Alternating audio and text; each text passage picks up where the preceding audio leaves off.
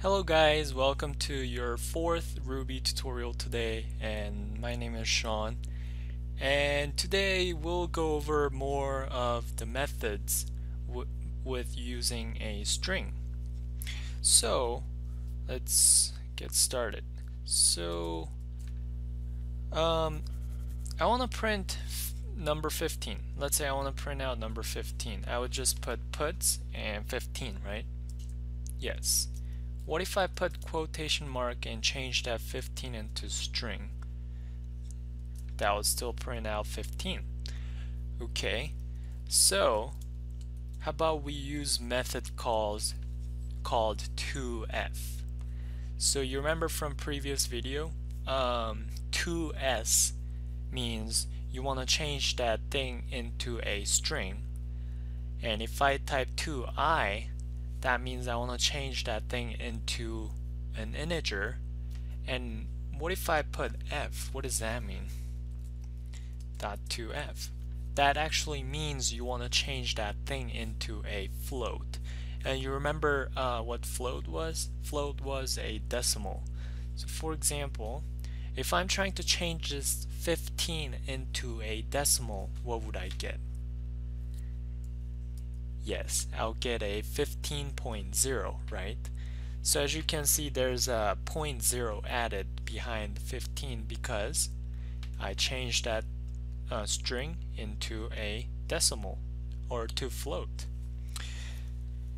Okay, so next example, let's say I want to change this number into a integer. What would happen?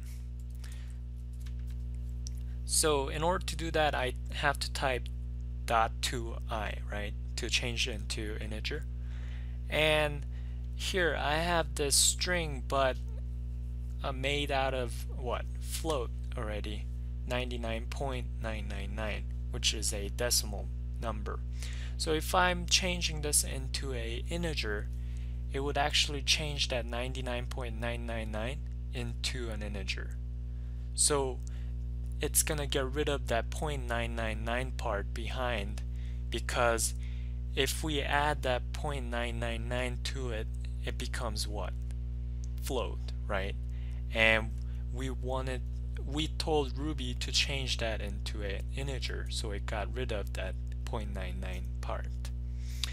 Okay, so how about we use an actual, like a word string. So for example, 7 is the best number. 7 is the best number. And I want to change that into an integer.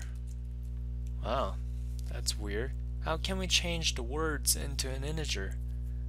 Let's see. And I get 7 back. Okay, so the reason I get 7 back is because 7 was the only integer in my string that I wanted to change it into integer.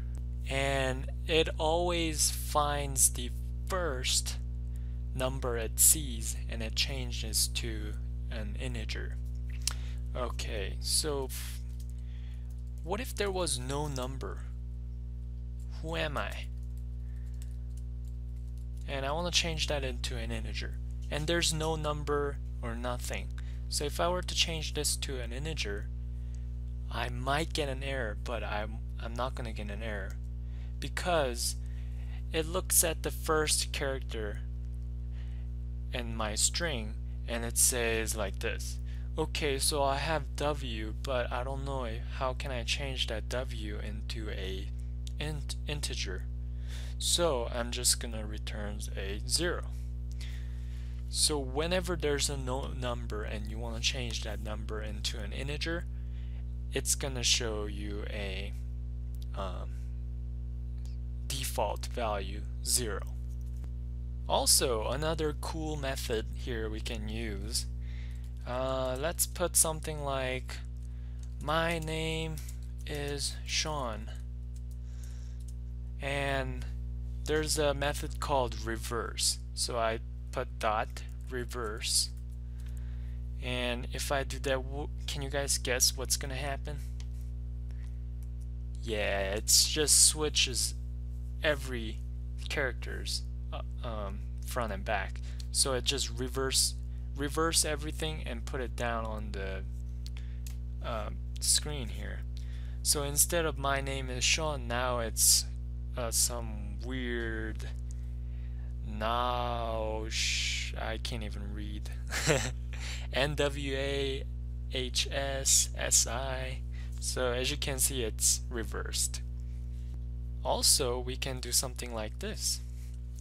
So